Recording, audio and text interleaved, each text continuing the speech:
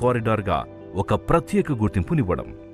ఈ హైవేకి ఉన్న 3 క్లస్టర్లలో వివిధ పరిశ్రమలు రానున్నాయి. మొదటగా యాదాద్రి భువనగిరి క్లస్టర్లో IT, ITES, medical hub, mineral based industries, transportation hub, dry port వంటివి ప్రతిపాదనలో ఉన్నాయి. తరువాతి జనగామ క్లస్టర్లో food processing units, leather industries ప్రతిపాదనలో ఉన్నాయి. అలాగే వరంగల్ క్లస్టర్లో టెక్స్టైల్స్తో పాటు IT, ITES, education hub, agro industries ప్రతిపాదించబడ్డాయి.